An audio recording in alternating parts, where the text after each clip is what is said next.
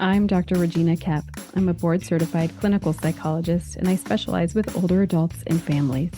I created the Psychology of Aging podcast to dispel myths about aging, destigmatize mental health for older adults, and improve access to mental health care. Whether you're an older adult, a family member caring for an older adult, or a professional working with older adults, you're in the right place. And one more thing. If you're a licensed mental health provider like a social worker, psychologist, counselor, therapist, or an aging life care expert or certified care manager looking for continuing education focused on mental health and aging, simply go to mentalhealthandaging.com to learn more about how to earn your CEUs. All right, let's jump into today's episode.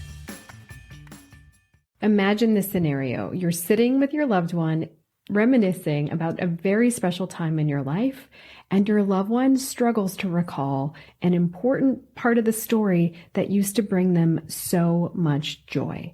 Is this simply a mere slip of memory, or is it something more? Today, we're going to unravel the mystery and learn the difference between memory loss and cognitive impairment.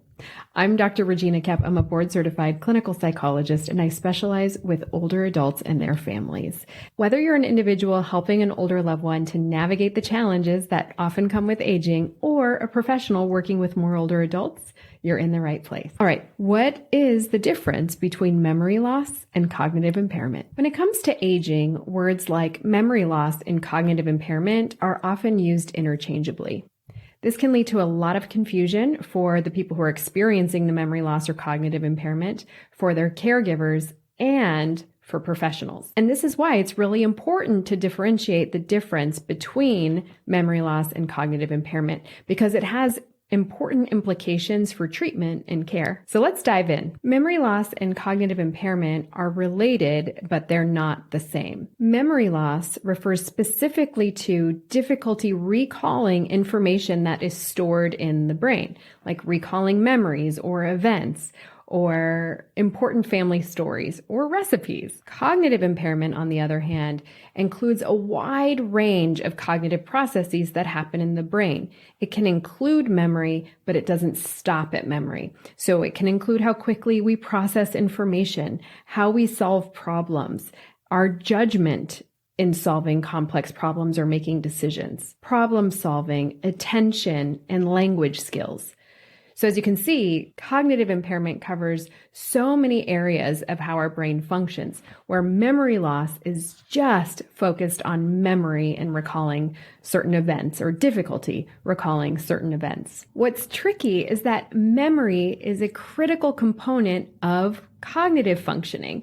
And so when people have memory loss, it can fundamentally impact our cognitive functioning. Memory loss can show up in different ways, like forgetting names, forgetting important parts of stories, forgetting family recipes, and in experiencing difficulties in learning something new. Memory loss is often caused by conditions that impact the brain, like mild cognitive impairment or dementia disorders, but can also be due to other things like stress, anxiety, depression, substance use, and other sorts of conditions that might be treatable or reversible. Addressing these underlying causes can oftentimes improve memory. The same can be said for cognitive impairment. So I don't know about you, but when I don't get a good night's sleep, I have trouble sometimes coming up with the word quickly that I want to say. It's not that I can't remember the word, it's that the word's not coming quickly enough. Whereas when I get a good night's sleep, my brain is firing more rapidly. Cognitive impairment encompasses a broader range of functions that our brain is responsible for, like problem solving and decision making, how quickly we process information, our judgment, attention, language and spatial orientation, and memory. So as you can see, cognitive impairment encompasses many other cognitive functions, while memory loss only focuses on memory. When we talk about cognitive impairment, it's also important that you understand a term called mild cognitive impairment. And often cognitive impairment and mild cognitive impairment are used interchangeably as well.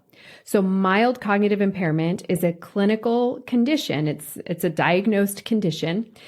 in which a person is experiencing some impairment in their cognitive functioning, like I mentioned before, how quickly they process information, problem solving, remembering, and so on, but not at the level that it's interfering with day-to-day functioning. Person can still typically live alone, manage their affairs, drive a car, and so on. It's noteworthy that about 12 to 18% of people 60 years old and older are living with mild cognitive impairment. Often, mild cognitive impairment is due to a dementia disorder like Alzheimer's disease, vascular dementia, Lewy body dementia, and so on. Mild cognitive impairment is also the beginning stage when a person does develop dementia of dementia. With that said, about 10 to 15% of people living with cognitive impairment each year will develop dementia.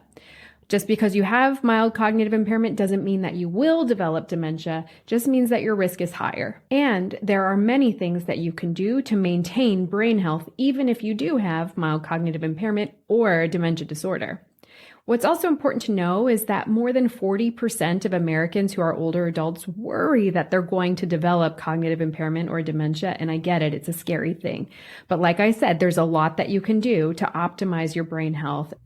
So while a lot of people are afraid of cognitive impairment and dementia, it's estimated that 80% of Americans do not have a good understanding of dementia disorders, mild cognitive impairment, and so on.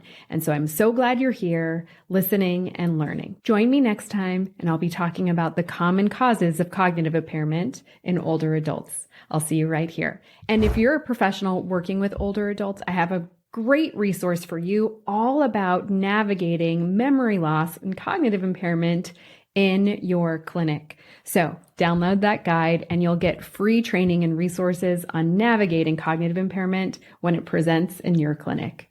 I'll see you next time. That's all for today.